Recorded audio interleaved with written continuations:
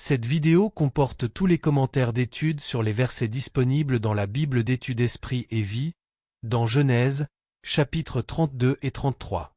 Chapitre 32, verset 1. Des anges de Dieu le rencontrèrent. Jacob avait obéi aux instructions de Dieu en quittant Laban pour retourner dans le pays de Canaan, chapitre 31 verset 13, la région où vivait son frère Ésaü, qui lui était hostile. Dieu a envoyé ses anges pour assurer Jacob de sa présence et de sa protection constante. Verset 9. Dieu de mon père. En approchant du territoire d'Ésaü, Jacob a paniqué. Sa famille et lui serait-il mis à mal par Ésaü du fait qu'il l'avait trompé 20 ans auparavant? Ainsi, Jacob pria Dieu de l'aider. Sa prière est un modèle pour tous les croyants qui se trouvent en danger de mort. Premièrement, Jacob a rappelé à Dieu sa promesse de protection pour tous ceux qui font sa volonté, verset 9. Deuxièmement, conscient de son indignité, il a exprimé sa gratitude pour l'aide et les bénédictions passées de Dieu, verset 10.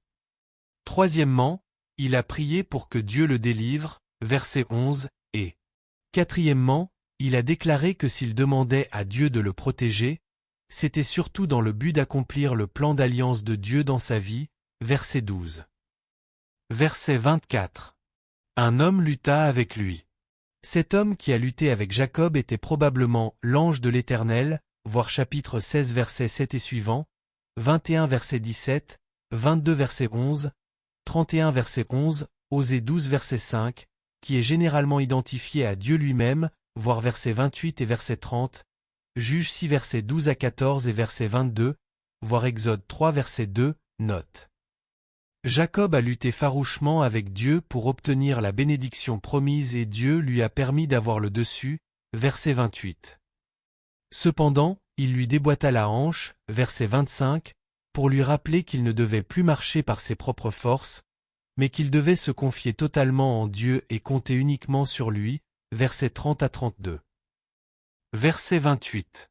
Ton nom sera Israël.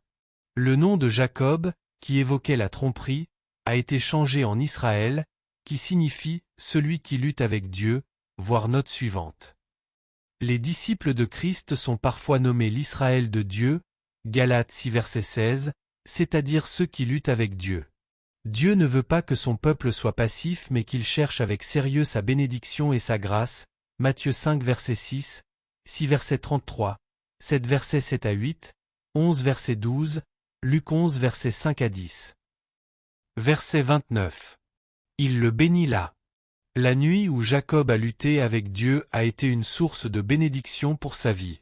Premièrement, à partir de cet instant, il a su que sa vie et son bien-être ne dépendaient pas de ses stratagèmes mais de l'aide, de la direction et de la bénédiction de Dieu. Par la suite, Dieu a rappelé cette vérité aux descendants d'Israël. Ce n'est ni par la puissance ni par la force, mais c'est par mon esprit, dit l'Éternel des armées, Zacharie 4 verset 6.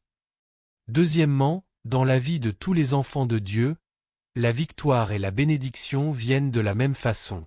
Même si nous ne luttons pas physiquement avec Dieu, nous devons le rechercher avec sérieux et persévérance dans la prière, Luc 11 verset 5 à 10, confesser nos péchés et lui demander pardon, Luc 11 verset 4, avoir faim et soif de son royaume et de sa présence, Luc 11 verset 2, désirer la réalité et la puissance du Saint-Esprit, Acte 1 verset 8, 2 verset 4, et mener une vie de foi et de justice véritable.